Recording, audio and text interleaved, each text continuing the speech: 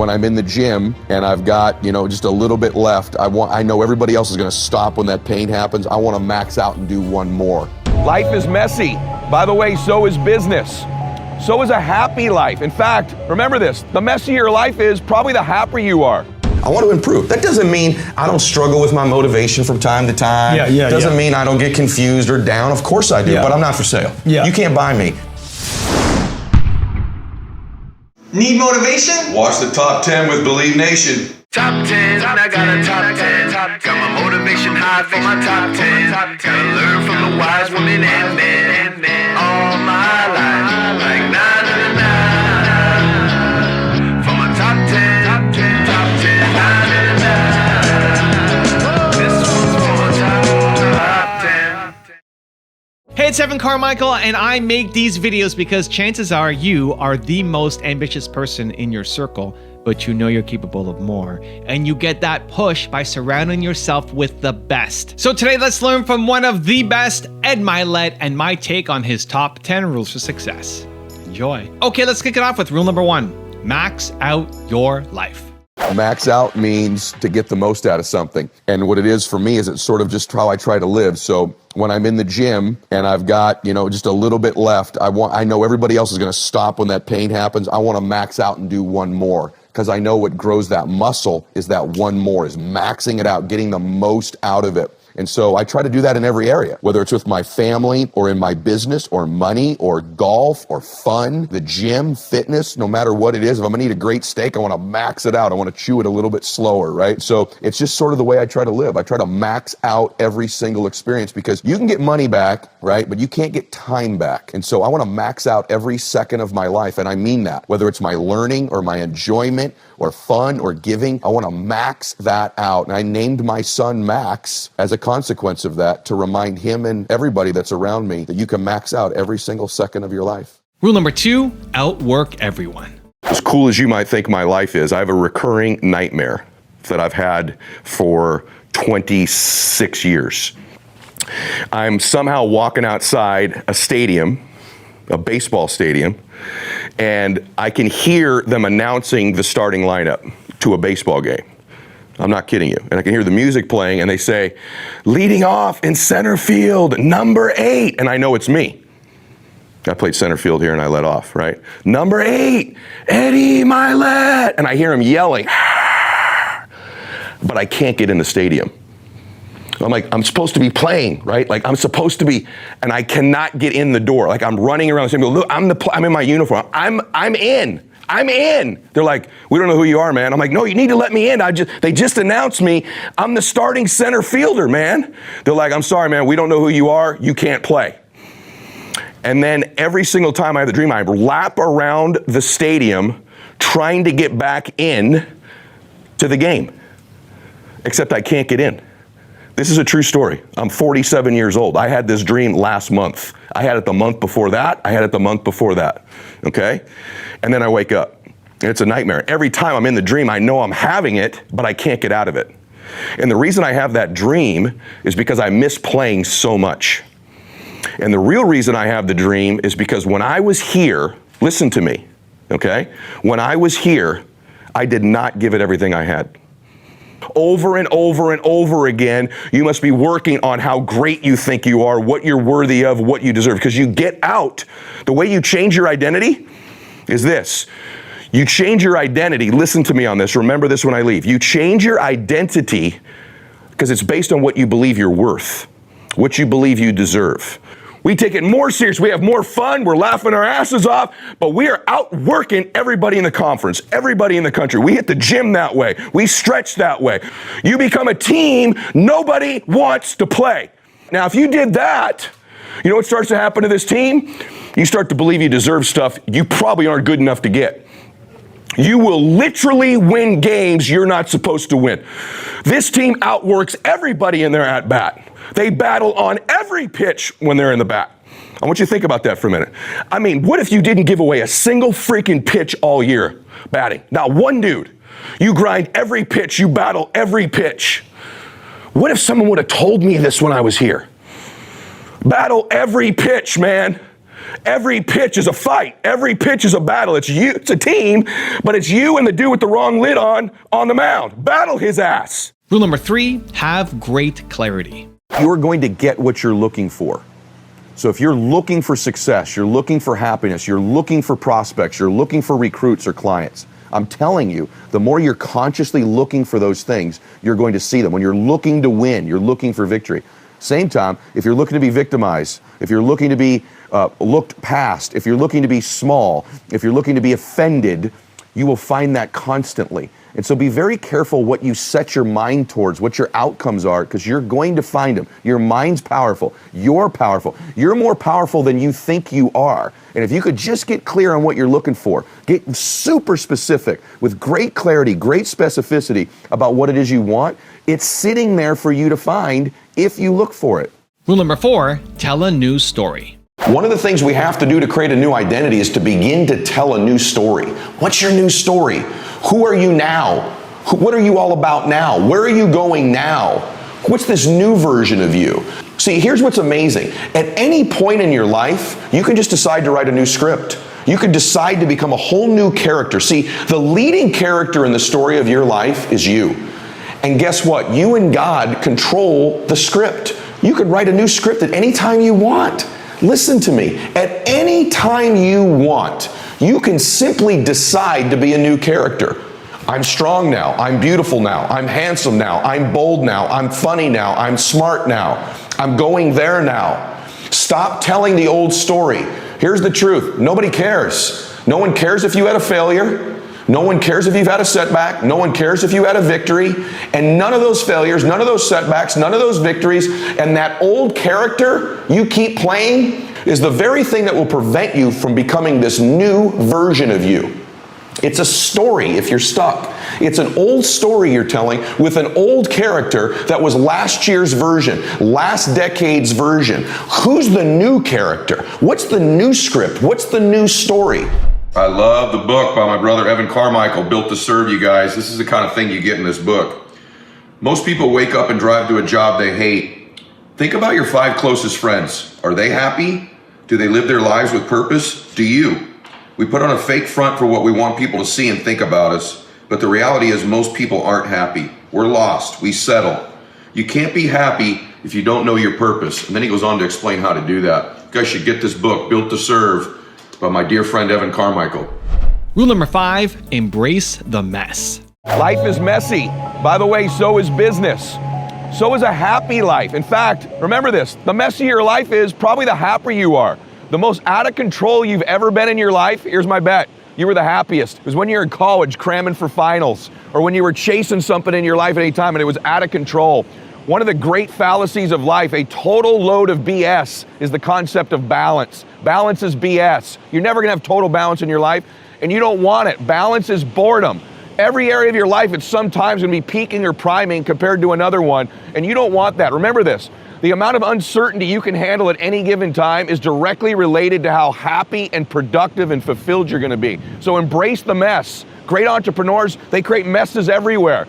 It's your addiction to thinking you're in control that's holding you back in your business, your relationships, and your life. You're not in control, you're never going to be. Embrace the mess, and you'll max it out. Rule number 6, verbalize your dreams. This was my dream place to live. All my life, I wanted to live in Laguna Beach, California, in Three Arch Bay. I wanted to live in Coeur d'Alene, Idaho, and I wanted to be able to play golf out in the beautiful desert in Palm Desert. I live in those dream places, and one of the reasons I live there is because I talked about my dream early in my life. There's power to just talking about, just telling people, just putting in writing what your dream is. Rule number 7, upgrade your identity.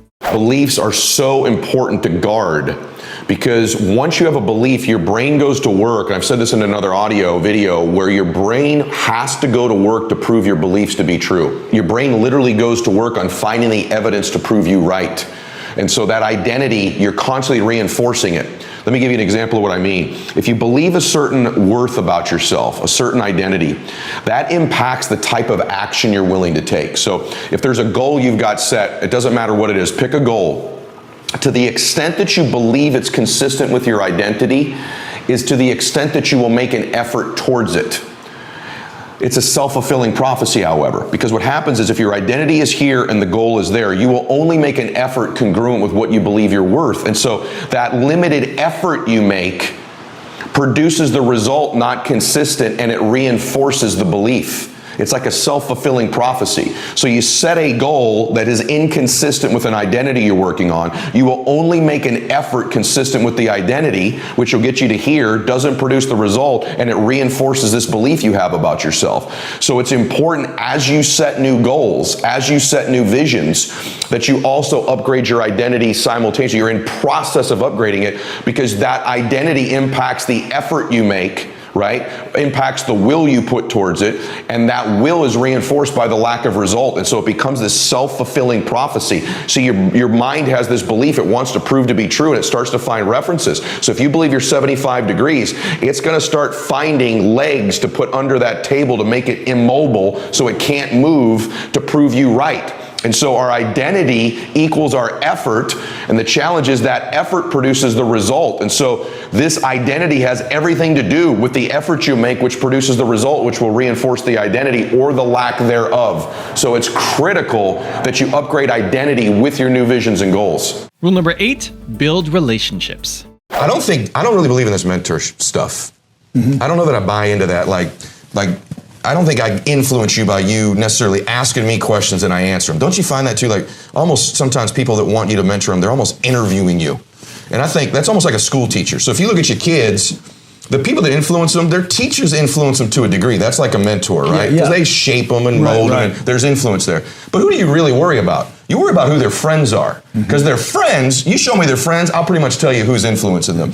So I think what I do a decent job is when I do get to know these folks, I don't treat them like they're some God figure, or they're any different than me or any better than me. I treat them like a friend. And I want to make them my friend. You're talking about people that maybe have achieved something in a space above you. They're constantly, Donovan was on your program earlier, he'll tell you, people constantly, when you're in that environment, treat you as if you're different than them or better than them. There's a million people like that. They're not any better than you. They haven't have a blessing and a skill or a set of facts and knowledge that's ahead of you. So make them your friend. That's how, like you and I, we're becoming friends. The way you're going to influence me, I'm going to have influence over you. We're going to have an interview today. We're going to learn some things, but really is our friendship, just associating, just being around each other. So I think probably the biggest thing is I've made them my real friends. Rule number 9, maintain physical connection. You want to know the truth? If you're going to have a long-term relationship with somebody, this is something people don't talk about ever, but I'll say it. You better stay attracted to them. You better have physical intimacy with them. And if you don't maintain that part of your relationship, like you keep dating, like, man, you start keeping it spicy all the time, physically, I'm talking about. What starts to happen over time is you start living with just your friend. And in most relationships, I have a lot of friends. I don't want to lay next to them every single night. Right? I got a bunch of really good friends that are male and female, and I don't want to be married to them. And if you allow your spouse to turn into just your friend, that you lose that intimacy, that physical connection. One of the keys, I would say, is I'm super attracted to her still. And I think she's incredibly for no reason whatsoever, miraculously attracted to me still. And so I think that's one part of your evaluation. How often do you touch each other? Do you hold each other's hands? At different stages of your relationship, physical intimacy can look different ways. I doubt at 80 years old, we're going to be doing what we do now, but I'm going to be dancing with her in the living room, I hope. When I was dating her, man, interesting thing. It was hard because her parents had a great marriage. It was their second marriage, which usually those are great. They're sometimes better because you figure stuff out, right? But every time I go pick her up for a date, not every time, that's not true. Many times, when you'd walk up to her front door, you could see in their living room. And I get emotional even saying this, but I would walk up to the front door and I'd expect it almost after a while. I'd see Howard and Patricia, her mom and dad, slow dancing in the living room. And there's just music on, no TV. They would just dance together, slow. And I don't know what they were doing after that. You know, I don't want to know. But the point I'm making to you is they kept it romantic. They kept physical intimacy in their relationship. And he was in his 70s and she was in her 60s. But they kept that going. It was such a good example for me because my parents, who were very much in love, never touched each other. I never saw them say, I love you. They weren't physical at all around us and didn't even touch us very often. I'm real conscious of always touching my kids and hugging them and always making sure they feel me. And so I think that's been one of the foundations of our deal. We do a date night once a week. So we're actually out doing something. And, we're very, very different people. She doesn't have an ambitious bone in her body, no achievement. She could have any clothing she wants. She wears jeans and a t-shirt. There's nothing about her that's that way, but she believes in me. She believes in me. And that's, people can love you and not really believe in you. Yeah. She believes in me. And that's always given me strength and confidence throughout all of our ups and downs or whatever they are. I feel like that's one of the great gifts is her belief in me. And rule number 10, the last one before a very special bonus clip, is keep swimming. Some of you done so much work to get out there to finally catch the wave. Any of you ever caught a wave in business or a wave in the ocean for that matter? You catch a wave in the ocean, you know what that's like, a perfect wave or a good wave. All of you probably done at least a little one, and it's almost inexpressible, isn't it? It's an incredible feeling. You're kind of connected to God and the ocean and yourself in those moments, and it's just a wonderful journey. And these waves can take you places you would otherwise never get without them, and you can get there faster. Also true in business. You got to paddle and kick and scratch and claw and move, and you're using things you've never used before. You're finding assets you have that you didn't even know you had to get out there. Then you catch these waves in business, and it's wonderful, and it can take you places, and it feels a certain way it's never felt before. And many of you have caught waves. I'm sure you've caught a wave in business in the past, or multiple waves. Some of you probably even caught some pretty darn big ones. But let me ask you a question. What if when I got out there, I started to say to myself, well, heck, I've caught 3 or 4 of these waves. This is pretty darn good. I could probably float. And I'll probably just keep catching them if I float. But would I? Well, I wouldn't. What would happen if I stopped completely moving my arms and legs and kicking and paddling? I'd sink. And if I'm not careful, if I don't do it long enough, I could drown. And I see that happen all the time in business. See, in my business, the paddling and the kicking and the swimming is recruiting and developing people, leadership, sales skills, running a system in a particular way. Those are the things that are the paddling and the kicking and prospecting in my business. In your business, it may be something different. But nonetheless, I'm not immune to the laws of nature. If I sit in that ocean and I stop moving, and I stop paddling and kicking and doing what you got to do, I won't float, I'll sink. I'm not immune to the laws of the ocean, nature, the universe, gravity, you name it, and neither are you. I'm also not immune, and nor are you, to the laws of business, the laws of success. The laws of success say if you stop doing those things, you don't float, you never grow, or you never just stay the same in business. You're either growing or dying. You're either sinking or swimming. I want you to be swimming. I want you to be riding waves. By the way, the bigger the waves, the harder you got to work to go catch them. But what most people do in business is they fall in love with the delusion or the illusion of the fact that I can stop at some point. I've seen people stop quickly in my business. A couple weeks into the business, they get an award for bringing the most people to the meeting. They go, oh, I can stop kicking and paddling now. I can stop calling people and seeing people, and I see them sink. I've seen people a year or two later get a promotion to a certain level, and they go, oh, now I can stop paddling and kicking, and I'm going to float and keep riding these waves, and I've seen them sink. And sometimes I've seen them drowned. And that's a sad thing to see someone drowned and go out of business just simply because they fell in love with the illusion and the lie that they can float and stop moving. I've seen it happen 5 years in, 15 years in, 20 years in, $1 million a year, $2 million a year, you name it. I've seen it when they've developed a bunch of people and when they haven't. You'd say, well, Ed, that's not true. I mean, not everybody sinks. I mean, I have friends, heck, in my own business who they've stopped paddling and kicking and they still ride a wave or two here and there and they're pretty happy. Really? Are they really happy? Will they ever know what it would have been like to ride the biggest and best waves of their life? The answer is no. If you stop paddling and kicking, you'll never know where you could have gone. More importantly, you'll never know who you could have become. See, the people who paddle and kick forever and make that decision, they've got a chance to become the highest version of themselves, the highest expression of themselves, which I think is what life's about. See, the champions in fitness, in faith, in the water, in every area of life, make a decision early that they are about the paddling and kicking because that's the ticket to the biggest, the next, and the biggest waves of life. Life isn't about catching a few and stopping. Life's about the next wave. Ask any surfer. They're chasing the next big wave. They're chasing the great one. And once they catch that, they want to chase another one because it's about being out there. It's about being in the game. It's about riding the big waves. It's about finding the highest version and expression of you. And And I want to challenge you to do that in your business. I want to challenge you to see the great ones decide. See, the average, they look for reasons. They look for reasons to stop paddling and kicking. Oh, now I can. Oh, now I can. See, the champions don't want those reasons. The champions want to keep paddling and kicking to ride the big one, the great wave of their life. And I think you'd agree with me that life can only get better if you'll keep paddling and kicking. Please don't stop. Please don't fall in love with that lie, and know the truth that the winning way is the way to keep paddling and kicking. You're not about floating. You're not about sinking. You're not about drowning. You're about riding the biggest waves of your life in the future, and whatever area matters to you, whether it's your faith or your family or your fitness or your business, make the decision that you're going to do the things that's required to ride the next big wave, and it will take you places you can't even imagine. Now I've got a special bonus clip that I think you're gonna enjoy. But before that, it's time for the question of the day. I wanna know, what was your single biggest takeaway from this video? And what is your specific plan of action for the next week? When you just watch a video and get motivated by it, you have a 35% chance of following through. But when you get motivated and then create a specific plan of action, you have a 91% chance of following through. That's what we do here, Believe Nation. We get motivated, but then we do something about it. And when you commit to other people, you increase your chances even further of following through. So, what was your biggest takeaway from this video? And then what is your plan of action around it for this week? Put it down in the comments below, because I want to celebrate you. The thing that impresses me the most about you is that the more successful you've become, the more you've been fed, the hungrier you are, which is irrational. Most people, the more they eat, the less hungry they are.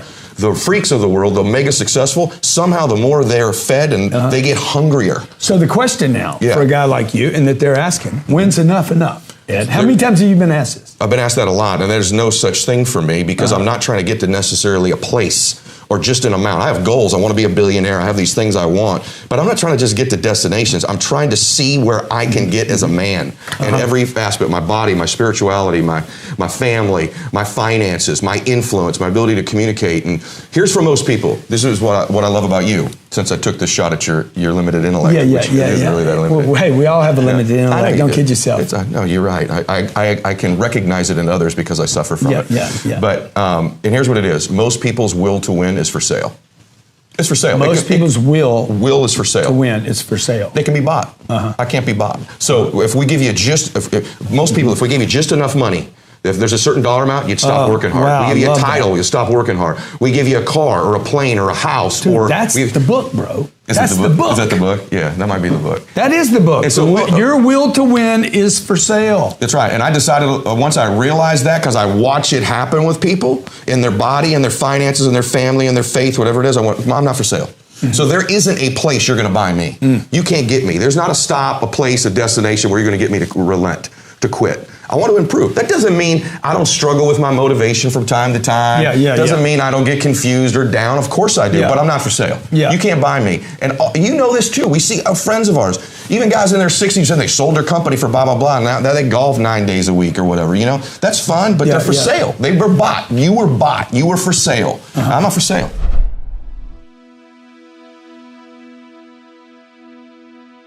If you want 10 more awesome rules from Ed Mylett, check out the video right there next to me. I think you'll enjoy it. Continue to believe, and I'll see you there. Stop acting like you don't know. Stop acting like you can't get it done, like you're one key away, one mentor away, one this away. You know what you're away?